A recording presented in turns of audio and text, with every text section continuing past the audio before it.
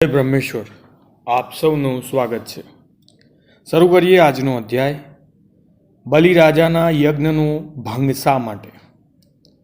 બ્રહ્મ મુહૂર્ત પહેલાના સમયમાં જ મારી ઊંઘ ઉડી જતા હું પથારીનો ત્યાગ કરી ઊભો થયો। વિશ્વંભર રાબ્યતા મુજબ સ્નાન, ધ્યાન, સંધ્યા વગેરે નૈતિક કર્મ કાર્યો કરવા જતા રહ્યા હતા। ગુફાના દ્વાર પાસેના પાણીના ભરેલા સ્વચ્છ ધૂનામાં મેં પણ સ્નાન કરી લીધું। વિશ્વંભર પાસે જવાની ઈચ્છાથી હું ગુફાની બહાર નીકળ્યો। ઝરણા પાસે એક મોટી શિલા પર બેઠેલા વિશ્વંભરને મેં જોયા।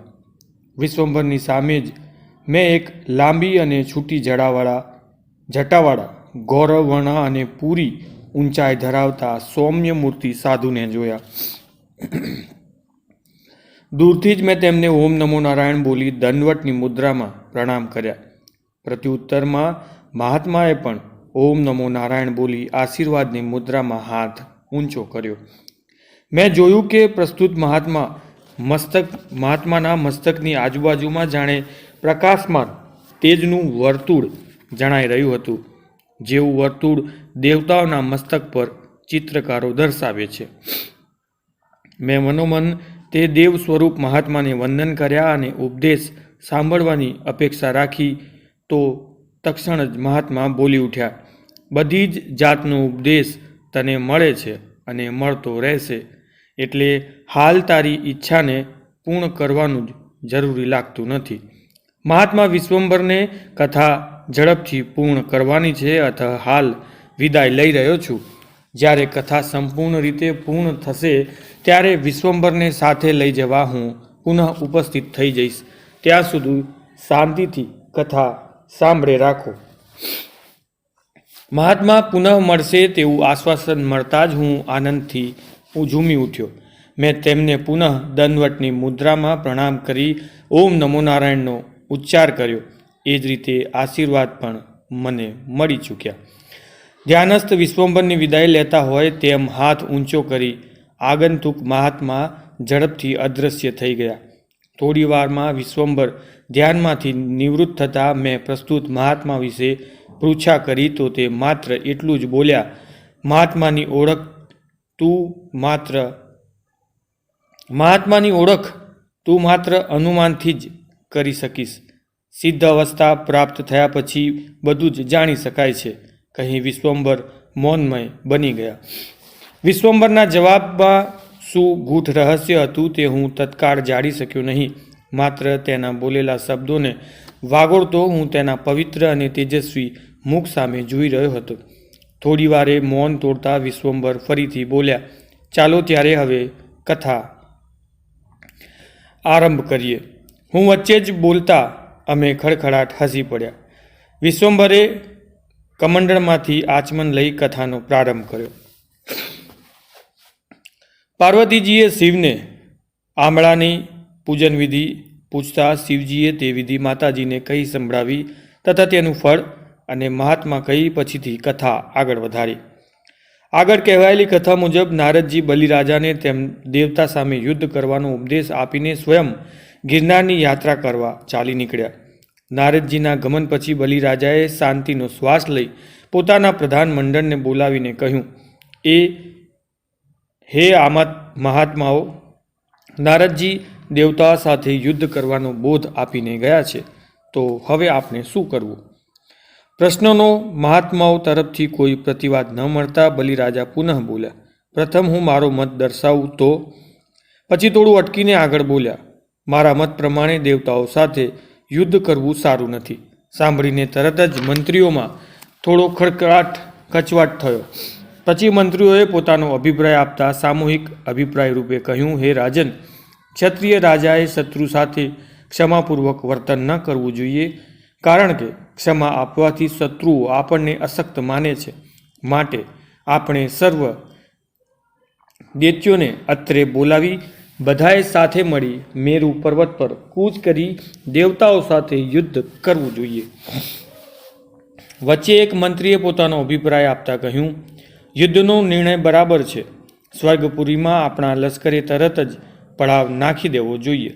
અતઃ બલિરાજાએ થોડું લશ્કર લઈને ઇન્દ્ર રાજાની રાજધાની ઇન્દ્રપુરી તરફ કૂચ કરવા લાગ્યા। છેવટે દેવ દાનવો યુદ્ધનો પ્રારંભ થયો. પ્રલયકાળના નાશ જેવો યુદ્ધના સંહાર થવા લાગ્યો. દેવતાઓ અને દૈત્યો સંહારમાં નાશ પામવા લાગ્યા. ઇન્દ્ર રાજા ઐરાવત હાથી પર સવાર થઈને યુદ્ધ કરવા લાગ્યા. બલિરાજા પણ પોતાના સુંદર રથમાં બેસીને ઇન્દ્ર સામે યુદ્ધ કરવા લાગ્યા. પરંતુ આ યુદ્ધમાં વિશિષ્ટતા એ હતી કે બલિરાજા યજ્ઞો કરીને દેવતાઓને વારંવાર પ્રસન્ન કરતા હતા. તેથી દેવતાઓ બલિરાજા સામે દિલ દઈને યુદ્ધ કરવા નહોતા આવતા. બલિરાજા પણ બાણના પ્રહારથી ઐરાવત હાથી પર ઇન્દ્રનો ત્યાગ કરીને નાસવા લાગ્યો.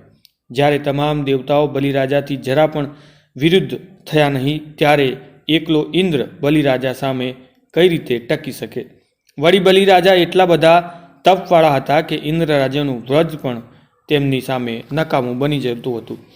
એ વખતે આકાશમાંથી ગમન કરી રહેલા નારદજીએ પોતાની ઈચ્છા મુજબનું ભીષણ યુદ્ધ થતું જોયું. આનંદ સાથે યુદ્ધ નિહાળવા તેઓ મનમાં જ બોલ્યા, હા, હવે બરાબર. આ તો જ્યાં સુધી જુઓ ત્યાં નીરવ શાંતિ, શાંતિ અને શાંતિ. આ તો કેમ ચાલે? એકલી શાંતિ પણ સાવ નકામી. યુદ્ધ પણ જોઈએ. યુદ્ધના વિનાશ પછી જ શાંતિ છવાય. એ જ સાચી શાંતિ. એ પછી નવસર્જનની પ્રક્રિયા શરૂ થાય. શાંતિ માટે પણ યુદ્ધ થવું અનિવાર્ય છે. તો મોજ આવે. તો જ મોજ આવે. નારદજી પ્રસન્ન ચિત્તે યુદ્ધ નિહાળતા બબડી રહ્યા હતા. તેમણે એક હાથે કરતાલ બજાવી, બીજા હાથે વીણાના તારને જણજણાવવા લાગ્યા અને મોટેથી નારાયણ નારાયણ બોલ્યા ને ચાલતા થયા. આ પ્રમાણે દિવસો સુધી યુદ્ધ ચાલ્યું, પરંતુ ઇન્દ્ર રાજા બલિરાજાને જીતી શક્યા નહીં. પરંતુ જ્યારે ગુરુ બૃહસ્પતિએ જોયું કે હાલમાં સમયમાં ઇન્દ્ર બલિરાજાને જીતી શકશે નહીં, તેથી તેમને ચિંતા થઈ. ત્યારે તેમણે દેવતાઓને યુદ્ધ કરતા અટકાવ્યા અને ઇન્દ્રને સમજાવતા કહ્યું, હે ઇન્દ્ર, આ વખતે બલિરાજા તારાથી જીતાશે નહીં, માટે તું યુદ્ધ બંધ કરો. આ તરફ બલિરાજા તરફથી પણ શુક્રાચાર્ય દૈત્યોને પાછા વાળવા લાગ્યા અને તેમની પાસે પણ યુદ્ધ બંધ કરાવ્યું. આ વખતે દેવતાઓ પણ સમય વિચારીને શાંત રહ્યા. તે વખતે વિષ્ણુ ભગવાનને 5મો અવતાર વામનજી રૂપે લીધો છે તેવી વાત સાંભળીને દેવતાઓ રાજી થયા. પાતાળનું અને મૃત્યુલોકનું રાજ્ય બલિરાજા પાસે જ રહ્યું, પરંતુ સ્વર્ગ મેળવવા માટેની તેમની તૈયારી અર્થાત ઈચ્છા કરતા જ રહ્યા. જ્યાં સુધી વામનજી રેવતાચળ પર્વતમાં આવીને પોતાની વૃદ્ધિ કરી ન શકે ત્યાં સુધી આપણે મૌન સેવવું એમ વિચારી દેવતાઓએ સમય વર્તીને શાંત રહ્યા. પરંતુ બલિરાજા ભાવિ નિશ્ચિત થઈ ચૂક્યું હતું. એની આગાહી પણ દૈત્યોના ઘરમાં થતા અપશુકનોના રૂપે થવા લાગી. શિયાળવા રાત્રે ગામમાં આવી રુદન કરવા લાગ્યા. ભયંકર કાળા સર્પો ઘરે ઘરે નીકળવા લાગ્યા. કાગડા, બગલા, ગીધ વગેરે ગામમાં ફરવા લાગ્યા. દેશમાં અનેક પ્રકારના ક્લેશ ઉત્પન્ન થવા લાગ્યા. પ્રચંડ પવન શરૂ થયો. આકાશ મંડળ તેમજ તેજ વગરનું દેખાવા લાગ્યું. આ પ્રમાણે અનેક ઉત્પાતો બલિરાજાના રાજ્યમાં થવા લાગ્યા.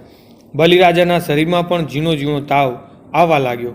અનાજ ઉપર પ્રીતિ ઓછી થઈ ગઈ. શરીરના સાંધા દુખવા લાગ્યા.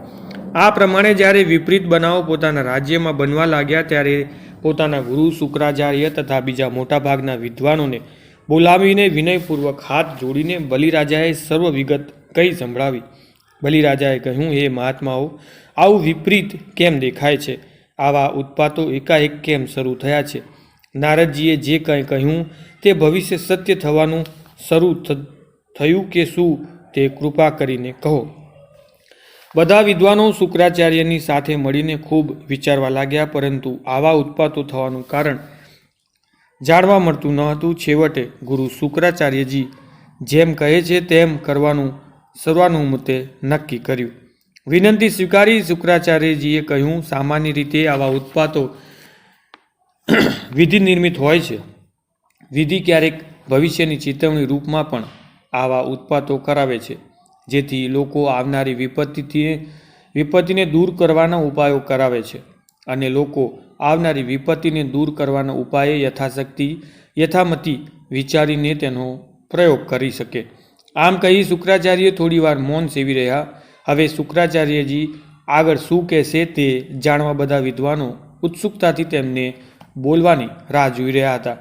થોડીવાર પછી શુક્રાચાર્યજીએ મૌન તોડતા પુનઃ બોલ્યા, જ્યારે આવા ઉત્પાતોનું કારણ જાણવા ન મળે ત્યારે તેની શાંતિ માટેનો ઉપયોગ શોધવો જોઈએ.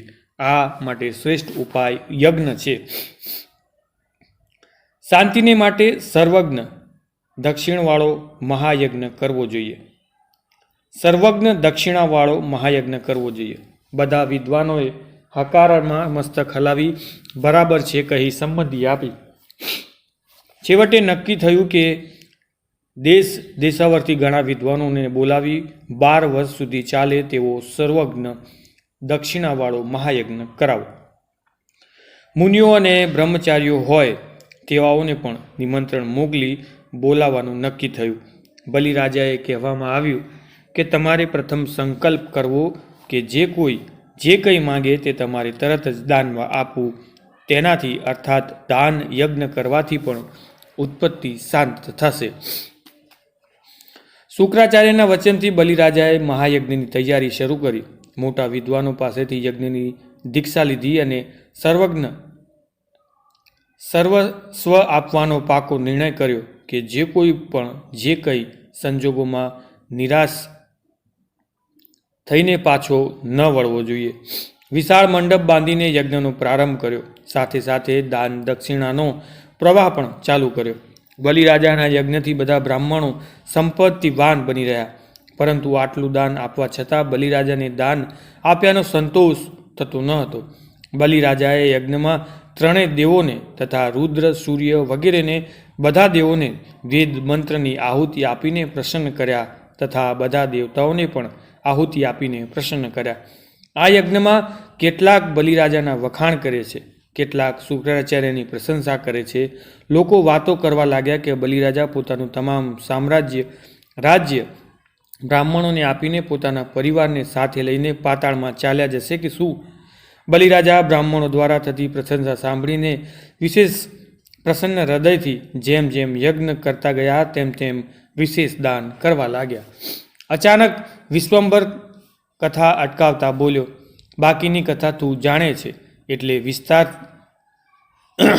કરવાનું ઉચિત ન માનતા માત્ર એટલું જ કહીશ કે વામન ભગવાને બટુક બ્રાહ્મણના વેશમાં આવીને બલિરાજા પાસે 3 ડગલા પૃથ્વી માંગીને વિશાળ સ્વરૂપ ધારણ કરી 3 ડગલામાં પૃથ્વી, પાતાળ અને સ્વર્ગ માપી લઈ બલિરાજાને પાતાળમાં મોકલી આપ્યા. વિશ્વંભર થોડીવાર પછી પુનઃ કહ્યું, સમયના અભાવે કથાનો વિસ્તાર અટકાવવા મેં કહેલું, પરંતુ વામન ભગવાનના વામનત્વ વિશે કેટલીક પૂર્વ હકીકતો કહેવી જરૂરી છે તે હું કહું છું. કશ્યપ મુનિને અદિતિ નામની સ્ત્રી હતી. તેને ત્યાં વામન રૂપ ધારણ કરનાર ઉપેન્દ્ર નામના વિષ્ણુ દેવતાઓની કાર્યસિદ્ધિ માટે અવતરેલા. યજ્ઞોપવીત ધારણ કર્યા પછી અને ઘીની આહુતિ જે આપેલ તેમાંથી વામન વિશેષ તેજસ્વી થયા. જ્યારે દેવતાઓએ બલિરાજાના યજ્ઞના નાશ માટે પ્રાર્થના કરી ત્યારે બલિના યજ્ઞમાં જવા માટે વામનજીએ મૃગ ચર્મ ધારણ કરી હાથમાં દંડ અને કમંડળ ધારણ કરીને બ્રહ્મચારીનો વેશ પ્રસ્થાન કર્યું. પરંતુ ભગવાન વામન વિચાર કરતા હતા કે આવા ધર્મપ્રિય મહાન ભક્ત શાંતચિત્તવાળા દાનેશ્વરી એવા ધાર્મિક રાજા પર કપટ કરવું તે યોગ્ય નથી લાગતું. તેથી વામનજી પ્રથમ વસ્ત્રાપત ક્ષેત્રમાં આવ્યા. તે પછી તેઓ ક્ષેત્રમાં દક્ષિણ ભાગમાં બિલ્વ ગંગાના પવિત્ર કિનારે ગયા. પછી થોડી વિશ્રાંતિ લઈ વિશ્વંભરે શિવ દ્વારા પાર્વતીજીને કહેવાતી કથા આગળ ચલાવી. આ બિલેશ્વર મહાદેવનું પણ આગવું મહત્વ ભગવાન શિવે માતા પાર્વતીજીને બતાવ્યું છે. એ કથા અનુસાર બિલ્વ ગંગા કિનારા પર મહાત્મા ઉપમન્યુએ ભગવાન શિવનું આરાધન કર્યું હતું. તે ઉપરાંત કથા કહે છે કે બિલેશ્વર નામના મહાદેવનું શ્રી કૃષ્ણ ભગવાને પણ મહાત્મા ઉપમન્યુ પાસેથી દીક્ષા લઈ આરાધન કરેલું હતું. મહાત્મા ઉપમન્યુ વિશે કથા એમ કહે છે કે સતયુગના પ્રારંભમાં બ્રહ્મચારી ઉપમન્યુ ગુરુના ઘરે વિદ્યાભ્યાસ પૂર્ણ કરી કૈલાસમાં જવાની આકાંક્ષા રાખી આ વસ્ત્રાપત ક્ષેત્રમાં તપ કરવાની ઈચ્છાથી પધાર્યા હતા. મહાત્મા ઉપમન્યુએ વસ્ત્રાપત ક્ષેત્રમાં 1000 વર્ષ તપ કર્યું હતું. તેમના તપના પ્રભાવથી પ્રસન્ન થઈને તેનું ફળ આપવા માટે સાક્ષાત શંકર ભગવાન કૈલાસ ધામથી પધારી વરદાન આપવા માટે પ્રગટ થયા અને વરદાન આપતા ભગવાન શિવે મહાત્મા ઉપમન્યુને કહ્યું, હે ઉપમન્યુ, તને ચારેય યુગમાં તારા તપસ્યાના પ્રભાવને કારણે અક્ષય પદની પ્રાપ્તિ થશે. શિવ અંતર્ધ્યાન થયા. પછીની કથાનો પ્રારંભ ઘણા સમય પછીનો છે. ઉપમન્યુ વસ્ત્રાપત ક્ષેત્રમાં જ રહીને તપ અને ભજન કરવા લાગ્યા. આ પ્રમાણે તેમનો ઘણો કાળ વ્યતીત થઈ ગયો. પછી દ્વાપર યુગના અંતે એટલે કે કળયુગના પ્રારંભ પહેલા વાસુદેવજીના પુત્ર શ્રી કૃષ્ણ ભગવાન મથુરામાંથી કાલયવનના ત્રાસથી વિહળ થઈને પગપાળા જ ઉપમન્યુના આશ્રમમાં આવ્યા. ઉપમન્યુનો આશ્રમ અર્થાત તે સ્થાનમાં પશુઓમાં પણ વેર ભાવના થતી નહીં. વેદ મંત્રોના ધ્વનિથી તે સ્થાન બ્રહ્મલોક જેવું પવિત્ર બની ગયું હતું. આશ્રમમાં પ્રવેશ કરવાની સાથે જ ભગવાન શ્રી કૃષ્ણ કાલ યવનના ભયથી મુક્ત થઈ ગયા. ભગવાન વાસુદેવ મહાત્મા ઉપમન્યુને પ્રણામ કરીને બેઠા. ઉપમન્યુએ પણ શ્રી કૃષ્ણને સાક્ષાત ભગવાન જાણી અર્ધ્યપાન આપી પૂજા કરી. આસન આપી પ્રણામ કરી ઉપમન્યુ ભગવાન શ્રી કૃષ્ણને હાથ જોડીને પૂછવા લાગ્યા, હે શ્રી કૃષ્ણ, આપ ક્યાંથી પધારો છો? આપને ક્યાં જવું છે? આપનું ચિત્ત આમ વ્યગ્ર કેમ જણાય છે? ગુપ્ત કારણ હોય તો પણ મને કહો. જો કે હું જાણું જ છું આપ સ્વયં ભગવાન છો અને પૃથ્વીનો ભાર ઉતારવા માટે આપ પૃથ્વી પર સાક્ષાત વિષ્ણુ જ પ્રગટ થયા છો. મારી જ્ઞાન દ્રષ્ટિથી હું આપને ઓળખી ગયો છું. હે મુનિવર, અમારા કુલગુરુ ગંગાચાર્યનો પુત્ર જે મલેચ્છ કન્યાથી ઉત્પન્ન થયો છે તે ભયંકર અને નિરંકુશ યવન બની ગયો છે. યાદવો માટે તે અત્યંત ત્રાસ આપનારો બન્યો રહે છે. કારણ કે અમારા ગુરુએ જ યાદવોને ત્રાસ આપવા માટે શંકરનું આરાધન કરીને ઘણા જ ક્રોધથી તેને ઉત્પન્ન કર્યો છે. હે મુનિવર, હે યવન, તે યવન અમને બહુ જ દુઃખ આપે છે. તેના ભયથી પ્રિય એવી મથુરા નગરી છોડીને ભાગીને હું આ તરફ આવ્યો છું. મારી સાથે યુદ્ધ કરવા તે મારી પાછળ પડ્યો છે, પરંતુ ગુરુનો પુત્ર હોવાથી હું તેને મારી શકતો નથી. તેને માર્યા વગર પણ મને શાંતિથી રહેવાનો વારો નથી. અર્થાત હું તેને મારીને જ હું શાંતિ મેળવી શકું તેમ છું. હે મહાત્મા ઉપમન્યુ, મારી આ મોટામાં મોટી ચિંતા છે. માટે તેને મારવાનો કોઈ પણ અન્ય ઉપાય મને બતાવો કે જેથી મારા યાદવ કુળનું કલ્યાણ થાય. થોડીવાર વિચાર કરીને મહાત્મા ઉપમન્યુ બોલ્યા, હે કૃષ્ણ, તમારા દુઃખનો નાશ કરવા અને કલ્યાણ કરનારા માત્ર શિવજીનું જ યજન પૂજન છે. આ જ ઉત્તમ સાધન અને ઉપાય છે. કારણ કે જેના સ્મરણ માત્રથી કાળમાં ફસાયેલ મનુષ્ય અમર થાય છે. આમ કહી ઉપમન્યુએ કૃષ્ણને વિધિવત દીક્ષા આપી. દીક્ષા લઈ તેના ઉપદેશ પ્રમાણે શ્રદ્ધા રાખી શ્રી કૃષ્ણ ભાવ સાથે ભગવાન શંકરનું પૂજન કરવા લાગ્યા. વિધિવત પૂજન કરતા 6 મહિના થયા ત્યારે ભગવાન શિવે પ્રસન્ન થઈને દર્શન આપ્યા.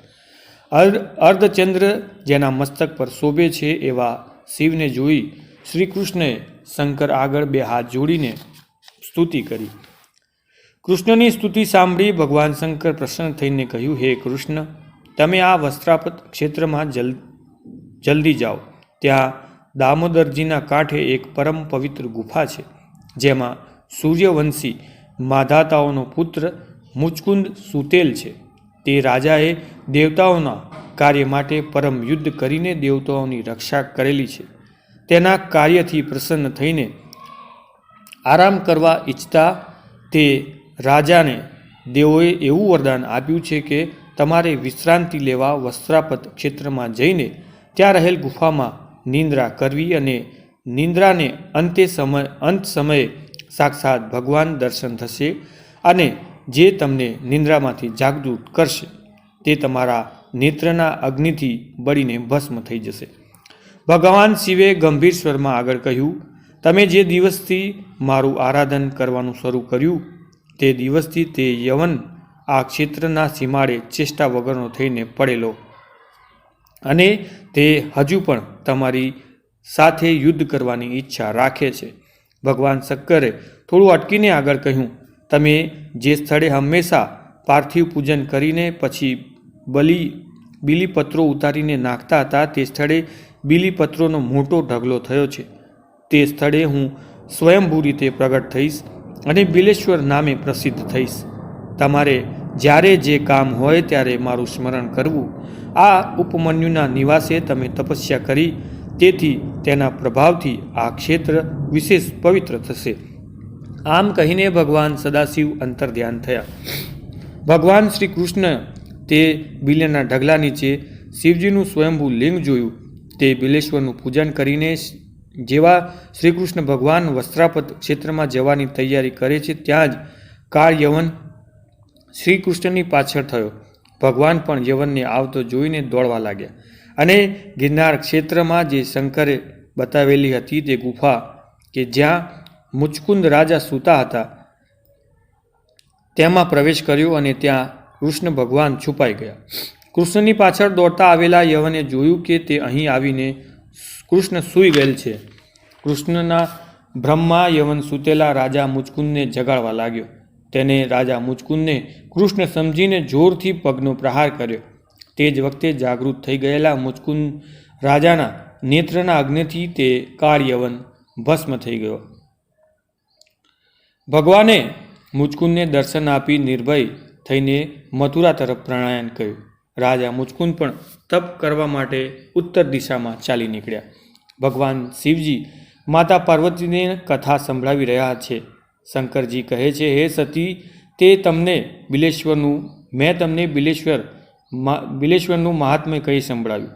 આજ બિલેશ્વર મહાદેવની પાસે વામનજી પણ બલિરાજાને જીતવા માટે તપ કરવા બેઠા હતા. જ્યારે તપ કરતા 1 વર્ષ પૂર્ણ થયું ત્યારે વામનજીને ભગવાન શંકરે પ્રસન્ન થયા અને કઈ રીતે બલિરાજા પાતાળ જાય તેનો ઉપાય બતાવ્યો. વામનજીએ ત્યાંથી વસ્ત્રાપત ક્ષેત્રમાં આવીને ભગવાનનું પૂજન કર્યું, તેથી તેઓ ઉપેન્દ્રની પદવી પામ્યા. હું વિશ્વંભર પાસે બેસી ઉપરોક્ત કથા સાંભળી રહ્યો હતો. વિશ્વંભર પણ થોડી વાર મૌન સેવી સ્થિર દ્રષ્ટિથી ગિરનાર તરફ જોઈ રહ્યા હતા. મધ્યાહનનો સમય થઈ ગયો હતો. વૃક્ષોની ડાળીઓમાંથી પસાર થઈને શીતળ બની જતો પવન સૂર્યના તાપ સામે શીતળતા આપતો જતો હતો. મને લાગ્યું કે વિશ્વંભર હવે કથાના વિરામ આપશે ને થયું પણ તેમ જ. વિશ્વંભર મૌન તોડીને બોલ્યા, બસ હવે તેમ જ થશે. ત્યાં જ દયાબાપુ ઉપસ્થિત થઈને બોલ્યા, ચાલો, મધ્યાહન ભોજન આપ બંનેની રાહ જોઈ રહ્યું છે. ભોજનમાં આજે બાજરાના રોટલા, રીંગણાનું શાક અને પપૈયાનો સંભારો પણ હતો. આનંદથી ભોજન પૂર્ણ થયું. રાબેતા મુજબ મેં વામકુક્ષી કરવા હાથનું ઓસીકું કરીને લંબાવ્યું. વિશ્વંભરને તો સૂવાનું હતું જ ક્યાં. તે સ્વરૂપાનંદની જગ્યા પર બેસી ધ્યાન કરવા લાગ્યા.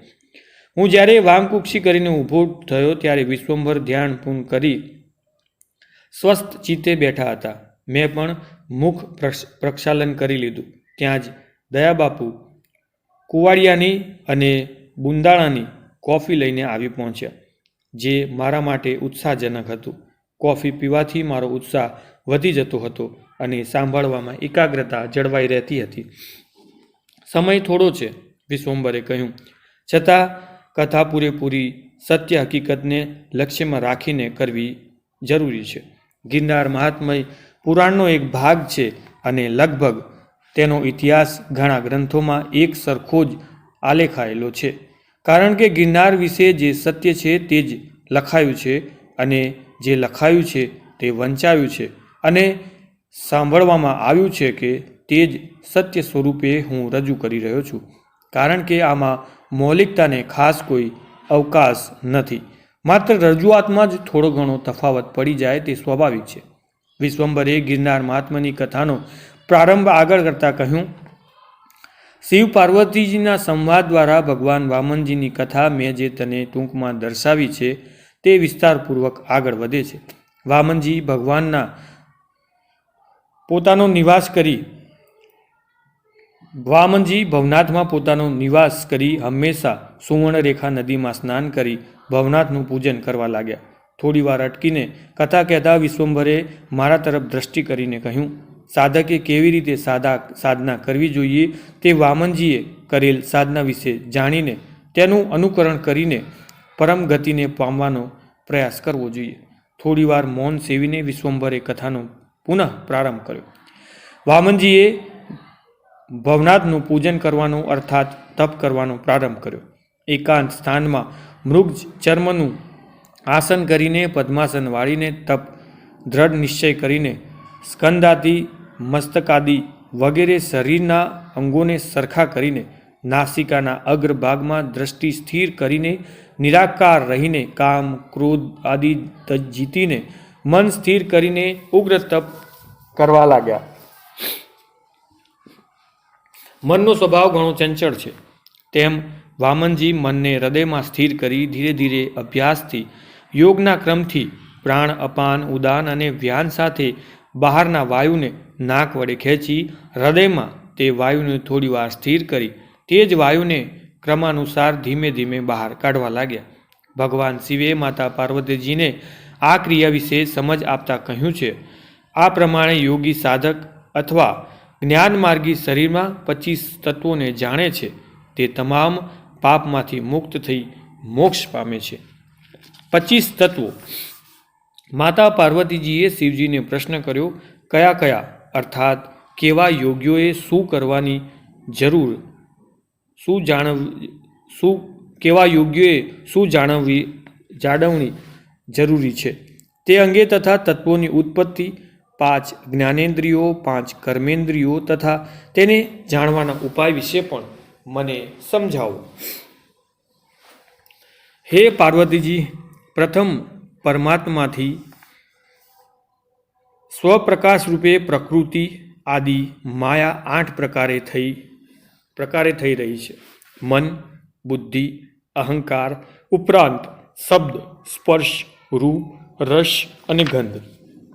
આ પ્રમાણે 8 પ્રકારે પ્રકૃતિ કાર્યરત છે. ઉપરાંત 5 જ્ઞાનેન્દ્રિયો, 5 કર્મેન્દ્રિયો અને 11મું મન અને 5 મહાભૂત પૃથ્વી, જલ, તેજ, વાયુ અને આકાશ. આ રીતે 16 તત્વો અને ઉપર કહેલી 8 પ્રકૃતિ મળીને કુલ 24 તત્વો કહેવાય. 25મો સર્વનો સાક્ષી તે આત્મા, તે અજ્ઞાનના ભાવથી ઓળખાય છે, અર્થાત જ્ઞાનથી આત્માને ઓળખાય છે.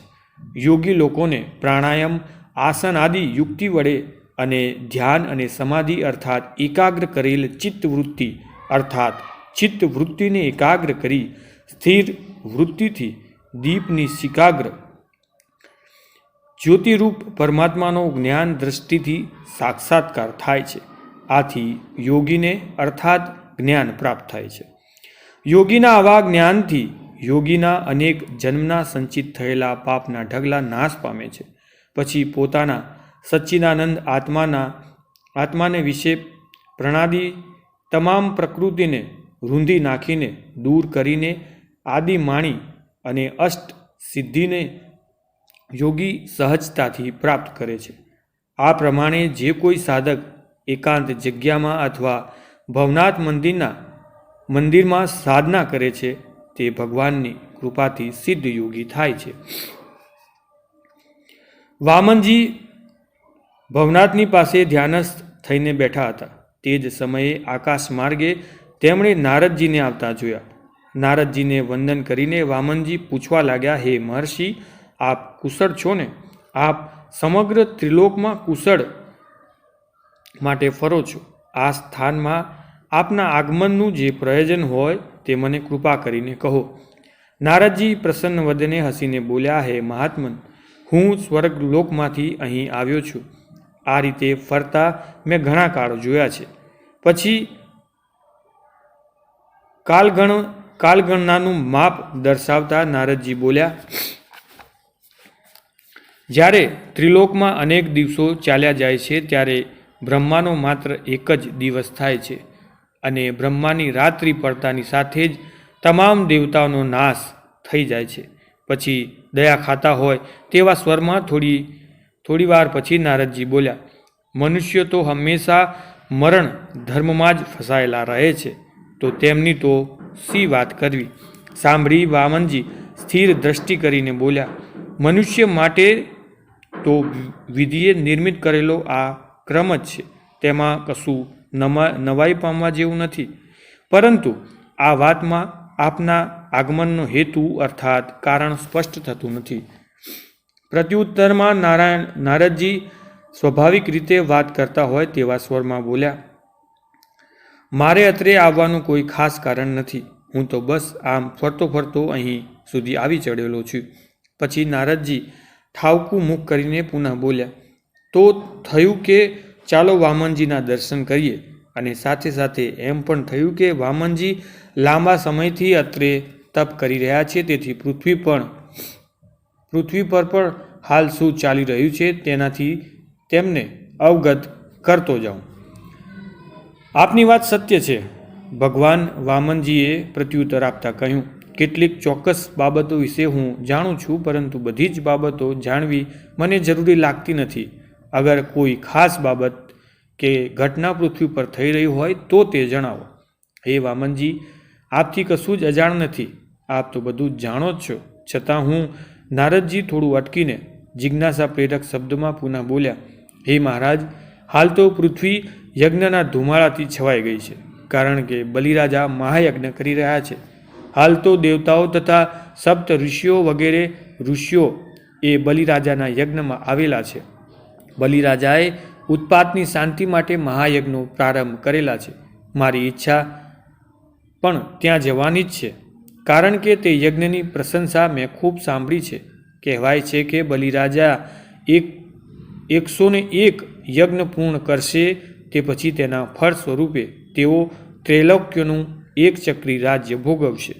પછી થોડું અટકીને ખાસ વાત કરતા હોય તેવા ભાવ સાથે મુખ લંબાવીને નારદજી બોલ્યા, ખાસ વિશેષ મહત્વની બાબત એ છે કે જમણા હાથની આંગળી ઊંચી કરીને નારદજી આગળ બોલ્યા, તેણે એવી પ્રતિજ્ઞા કરી છે કે આ યજ્ઞના પ્રારંભથી જે કોઈ બ્રાહ્મણ ગમે તે ઈચ્છિત વસ્તુ માંગે તે મારે અવશ્ય આપવી.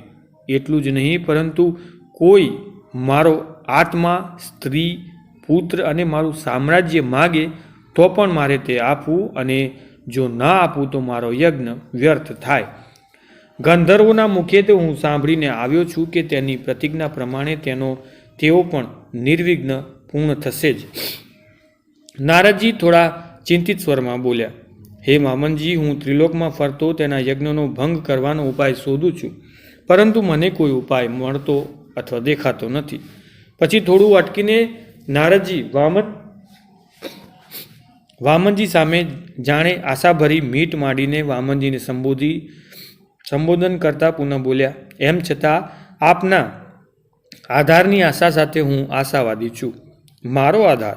વામનજી ઘણા જાણવા છતાં ઓષ્ઠમાં હસીને બોલ્યા, હાજી.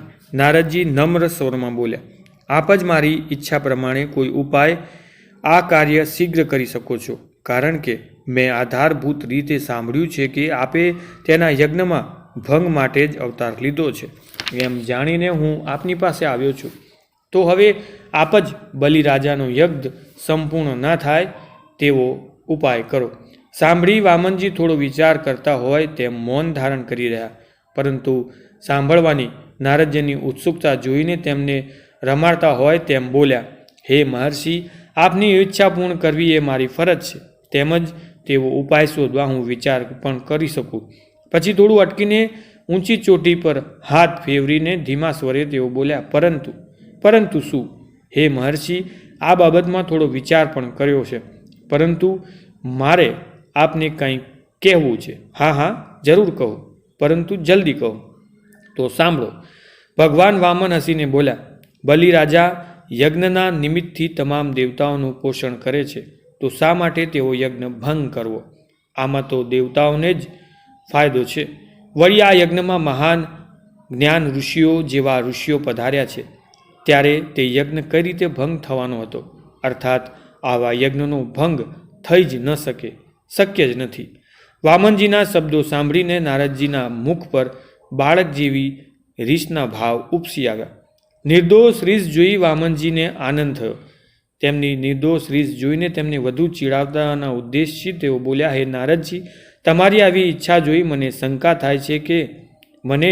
થાય છે કે તમે બ્રહ્માના પુત્ર થઈને પરસ્પર યુદ્ધ કરવાનો ધંધો શા માટે ગ્રહણ કર્યો છે? તમારે કોઈ સ્ત્રી પુત્ર તો છે નહીં.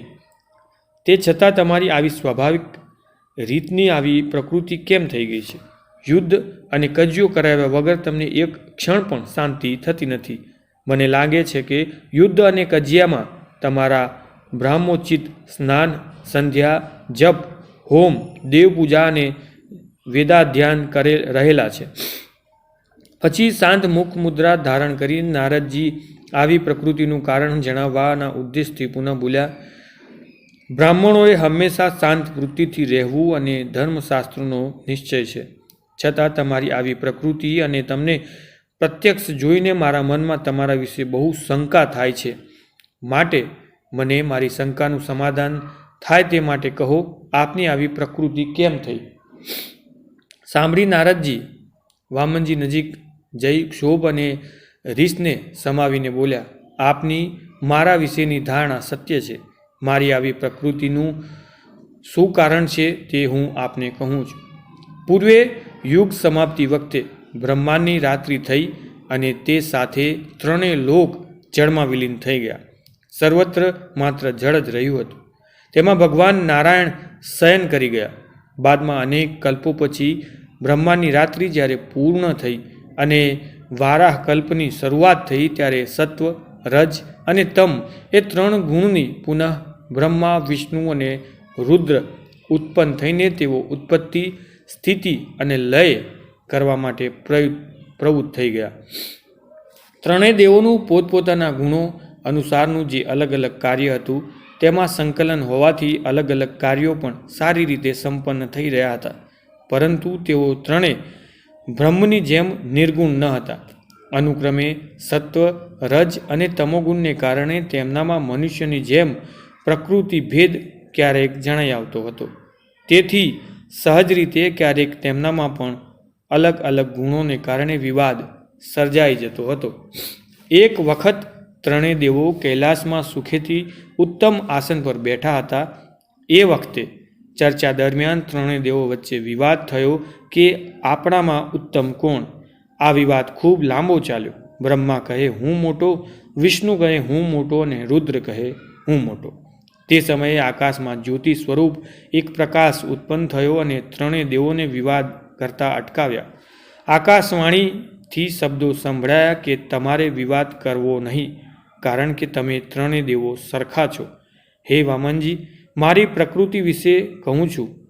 જ્યારે વિવાદ ચાલી રહ્યો હતો ત્યારે બ્રહ્મા ક્રોધાવસ્થામાં બોલી રહ્યા હતા, ત્યારે જ હું તેમના મુખમાંથી ઉત્પન્ન થયો. હે વામનજી, હું બ્રહ્માના વિવાદ વખતે ઉત્પન્ન થયો હતો. તેથી જ મને જન્મથી જ કજિયો વહાલો છે. એ પછી વિષયાંતર કરતા હોય તે પ્રમાણે નારદજી કહેવા લાગ્યા. હવે પછી કલ્પની આદિમાં બ્રહ્મા વિચાર કરવા લાગ્યા કે વેદ વિના સૃષ્ટિ ઉત્પન્ન કરવામાં હું અસમર્થ છું. તો જ્યારે ત્રણેય દેવો સાથે મળ્યા છે તો મારે દેવો સમક્ષ વાત મૂકવી જોઈએ. એમ વિચારીને બ્રહ્માએ વિષ્ણુને કહ્યું, હે વિષ્ણુ, વેદોનો નાશ થયો છે અને પૃથ્વી પર પણ રસાતાળ ચાલી ગઈ છે. તો ત્યાં અર્થાત પૃથ્વી પર જવાની મારી હિંમત ચાલતી નથી. તો તમારે 10 અવતાર ધારણ કરીને સૃષ્ટિનું રક્ષણ કરવું જોઈએ. આ પ્રમાણે બ્રહ્માના વચનો સાંભળીને ભગવાન વિષ્ણુએ મત્સ્યનો અવતાર લઈને જળમાં પ્રવેશ કર્યો અને વેદનો ઉત્પન્ન કરીને વેદ બ્રહ્માને આપ્યા. જ્યારે વેદના તથા દૈત્યો સમુદ્રનું મંથન કરવા લાગ્યા જ્યારે દેવતા તથા દૈત્યો સમુદ્રનું મંથન કરવા લાગ્યા ત્યારે મંદરાચલ પર્વત જળમાં ડૂબવા લાગ્યો. ત્યારે ભગવાને કાચબાનું રૂપ ધારણ કરી તેની નીચે રહી પર્વતને સ્થિર કર્યો. જ્યારે પૃથ્વી રસાતળમાં ચાલી ગઈ ત્યારે બ્રહ્માજીની વિનંતીથી ભગવાને વારાનું રૂપ ધારણ કરીને પાતાળમાં ઢળતી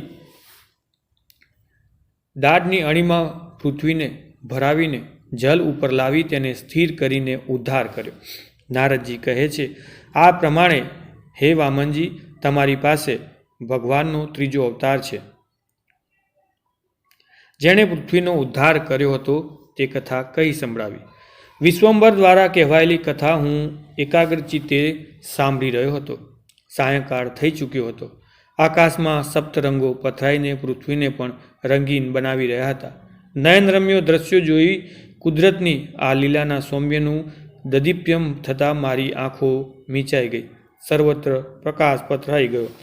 મારા અંતરમાં મને લાગ્યું કે આ વસ્ત્રાપત ક્ષેત્ર સાથે સમગ્ર પ્રભાસ ક્ષેત્રમાં હું બધા તીર્થો અને તે પરના દેવતાઓ સાથે એક રસ બની ગયો છું.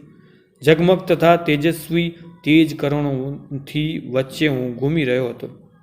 ત્યાં જ આકાશ માર્ગે ગિરનાર પર્વતની ટોચ તરફ જઈ રહેલા બે મહાત્માઓને મેં જોયા. બંને મહાત્માઓની ચારે બાજુ તેજ રેખા માળાની જેમ વીંટળાયેલી હતી. સુંદર આકૃતિવાળા શરીરમાંથી તેજસ્વી આભા ચારે બાજુ ફેલાઈ રહી હતી. દ્રઢ ચહેરા પર રાજર્ષિ જેવા ભાવ દ્રષ્ટિગોચર થઈ રહ્યા હતા. હું ભક્તિભાવે તે મહાત્માઓને પ્રણામી રહ્યો. ત્યાં જ થોડી ક્ષણોમાં તે મહાત્માઓ ગિરનારની પરિક્રમા પૂર્ણ કરીને પૂર્વ દિશાની ટેકરીઓ પાછળ અદૃશ્ય થઈ ગયા.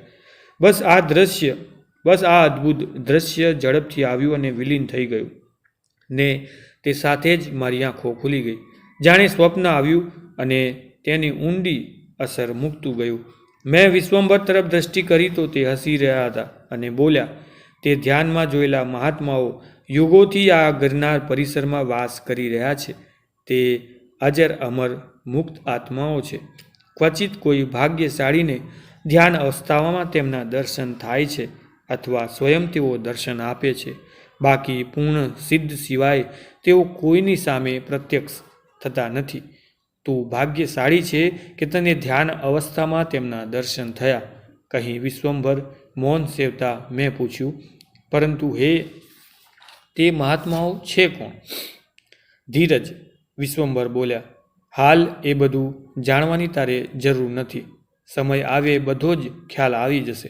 પછી થોડું અટકીને તેઓ બોલ્યા, આ ક્ષેત્રમાં બે અજર અમર મહાત્માઓ તેમના દેહ સાથે સૂક્ષ્મ રીતે વિચરી રહ્યા છે. તો કોઈ શાપિત મહાત્માઓ કે જે અમર છે પરંતુ અજર નથી તે પણ ભ્રમણ કરે છે. પુરાણોમાંની જ કથા છે. તે જ આ મહાન પુરુષો છે. પછી થોડું અટકીને બોલ્યા, હાલ તારે આ બધું જાણવાની જરૂર નથી. ગિરનાર મહાત્માની કથા સંપૂર્ણ થાય પછી અને આપણા છૂટા પડવાનો સમય થોડો ઘણો ખ્યાલ અનુમાનથી આવી જશે. અમે વાતો કરી રહ્યા હતા ત્યાં જ દયાબાપુ નજીક આવીને બોલ્યા, ચાલો હરિહર. સૃષ્ટિ પર અંધકારનું સામ્રાજ્ય પથરાઈ ગયું હતું. ધૂણાના પ્રકાશમાં અમે રાત્રિ ભોજન કરી લીધું. બધું સમેટી દયાબાપુ જતા રહ્યા. વિશ્વંભર સ્વરૂપાનંદની જગ્યા પર ધ્યાન અવસ્થામાં બેસી ગયા.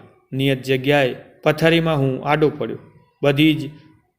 બધા જ વિચારો સમેટે હું આંખો મીચી ગયો અને પ્રકાશપુંજ વચ્ચે હું જાણે સમસ્ત ચેતનામાં ઓગળતો હોઉં તેમ ધીમે ધીમે, બસ પછીથી મને ખબર નથી હું ક્યાં વિલીન થઈ ગયો તેની મને ખબર નથી.